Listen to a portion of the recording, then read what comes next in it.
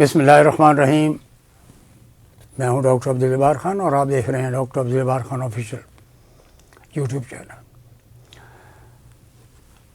بڑی صورتحال دلچسپ ہے دنیا میں بھی اور پاکستان میں بھی. اسلام آباد میں آپ دیکھیں نا پاکستان بار کے ممبر جوڈیشل کمیشن میں اختر حسین صاحب انہوں نے استعفیٰ دے دیا. وہ دیکھ رہے ہیں کہ یہ جو سپریم کورٹ کے چیف جسٹس صاحب 26ویں ترمیم کے بینیفیشری وہ ہیں. 26ویں ترمیم جو کہ ایک ایلیجیٹیمیٹ پارلیمنٹ ہے, جو فارم یعنی دیکھ لیجئے کہ ہم 47 کے ہیں اور 45 کے ہیں, یہ آپ نے جو ماس ریگنگ کی ہے اس کے نتیجے میں ہونے والی جو پارلیمنٹ ہے اس کو آپ کیسے لیجیٹیمیٹ کہہ سکتے ہیں؟ وہ جائز پارلیمنٹ نہیں ہے. اور اس کے نتیجے میں ہونے والی ساری امینڈمنٹس کو انڈو کرنا ہوگا. آنے والی جو بھی حکومت آئے گی, جو بھی الیکشنز کے نتیجے میں آنے والی حکومت ہوگی, اس کو یہ 26ویں ترمیم اور 18ویں میں بھی ریویو کرنا پڑے گا. یہ جو بلاول صاحب پھدک کے کہہ رہے تھے کہ جی ہم جو ہے وہ 26ویں ترمیم لا رہے ہیں, اس سے تو بہت بڑے مسائل پیدا ہو گئے ہیں. اور 26ویں ترمیم کے اندر بہت سے مسائل ہیں. آپ دیکھیں جو بھی ایکٹ آ رہا ہے, پیکا ایکٹ دیکھ لیجیے اب آپ, پریونشن آف الیکٹرانک کرائم, یہ جتنی بھی قانون سازی ہو رہی ہے اسلام آباد میں, اس کے اعظم نذیر تارڑ صاحب اس کے وہ ہیں مینوفیکچرر ہیں. یہ مینوفیکچر کر رہے ہیں لاس کو, فیبریکیٹ کر رہے ہیں. یہ میشینیشن اور انجینئرنگ جو ہو رہی ہے یہ اسلام آباد میں, یہ لا منسٹری میں ہو رہی ہے, اور اس کو سپورٹ حاصل ہے وزیر اعظم صاحب کی اور ان کے جو رولنگ PMLN ہے یا ان کے کولیشن MQM اور مسلم لیگ ہے. تو استعفیٰ دے دیا انہوں نے. جوڈیشل کمیشن کے ممبر نے استعفیٰ دے دیا. یہ آپ کی عدلیہ پر, ٹاپ عدلیہ پر اور اسلام آباد ہائی کورٹ میں جو ہو رہا ہے وہ بھی آپ دیکھ رہے ہیں.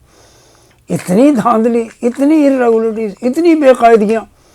آئین میں 26ویں ترمیم کیا ہوئی, آپ کو تو فری ہینڈ مل گیا اور آپ نے پتہ نہیں کہاں کر دیا معاملات کو لے جا کر. یہ ملک کے لیے اٹس ناٹ اے گڈ اومن. یہ اچھی چیزیں نہیں ہیں سر. اس سے کمپلیکیشنز, پیچیدگیاں بڑھیں گی, عدم اعتماد بڑھے گا, نفرتیں بڑھیں گی معاشرے میں ایک دوسرے کے ساتھ.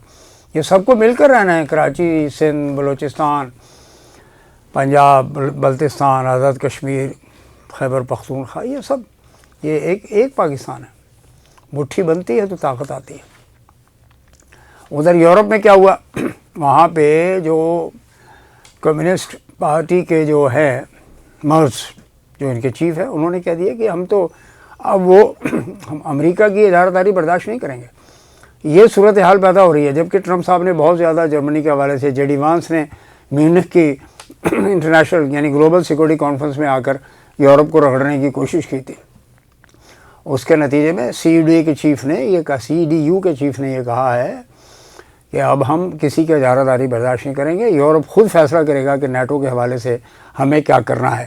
یہ نیٹو کا ایشو تو تھا یوکرین کے حوالے سے, جو زیلنسکی کی پیوٹن سے جنگ شروع ہوئی تھی اور اس کو شکست ہوئی ہے. پیوٹن جیت گیا اس جنگ کے اندر, رشیا جیت گیا اس جنگ کے اندر.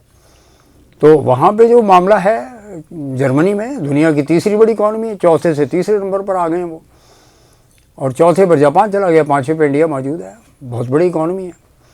لیکن انڈیا کے حوالے سے میں یہ عرض کرتا چلوں کہ ان کو کس بات کا یعنی غلط فہمیوں کا شکار ہے. وہ 70-75 سال ہو گئے. پاکستان جو توڑا تھا, پاکستان کے وہیں انہی کے عوام, بنگلہ دیش کے عوام آج پاکستان کے ساتھ کھڑے ہوئے ہیں. وہ تو آپ کی جو ساری کی ساری تھیسس تھی وہ سب اینٹی تھیسس ہو گئی ہے, وہ مٹ گیا ہے آپ کا خواب. تو اکھنڈ بھارت کا جو خواب ہے, آپ بھوٹان کو بھی قبضہ کرنا چاہ رہے ہیں, اور اگر چائنا اس کو انیکس کر لیتا ہے تو پھر آپ کی وہ جو چکن نیک ہے وہاں تک پہنچ جائے گا اس کا ہاتھ. پھر آپ کیا کریں گے؟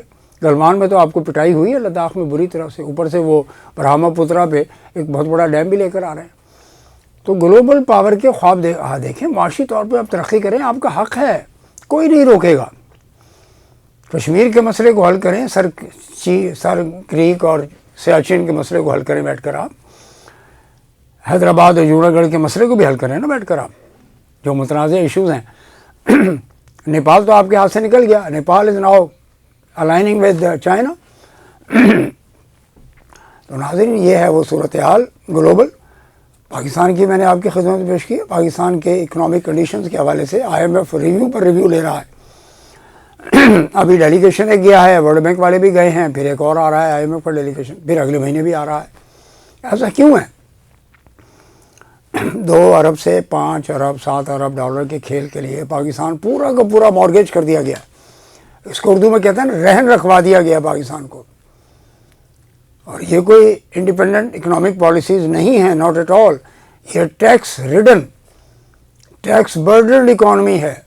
اور ٹیکس برڈن اکانومی دنیا بھر جانتی ہے، دنیا بھر کے اکانومسٹ جانتے ہیں اس بات کو کہ وہ اکانومی اور وہاں کے عوام فلورش نہیں کرتے، خوشحال نہیں ہوتے. آپ کتنا بھی ٹیکس لے لے کے اپنی حکومت کو چلانے کی کوشش کر رہے ہیں، اس سے معاملات کسی بھی طور پر نہیں چلیں گے.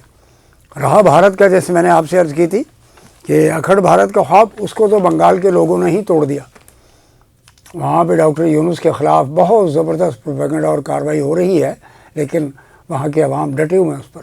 اور اسٹوڈنٹس کی پارٹی کے لیے بہت جلدی ہی چند روز کے اندر اندر پارٹی کا اعلان ہو جائے گا، اور پھر Bangladesh is going to be another dynamic and vibrant country with a vibrant leadership. تو یہ ہیں جناب گلوبل اور انٹرنیشنل معاملات. پاکستان کے اندر قیدی نمبر 804 کے حوالے سے خبر کوئی نہیں ہے، پریشرز ہیں.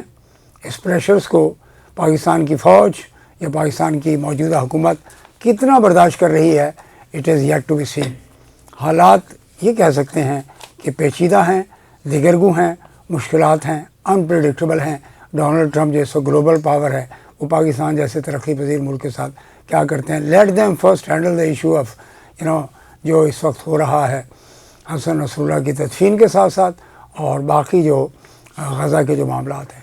پیچیدگیاں، مشکلات ہیں. مسلم امت کے لیے مشکلات زیادہ ہیں. آج کے لیے اتنا ہی. Doctor Abdul Jabbar Khan official YouTube channel سے مجھے اجازت دیجیے. السلام.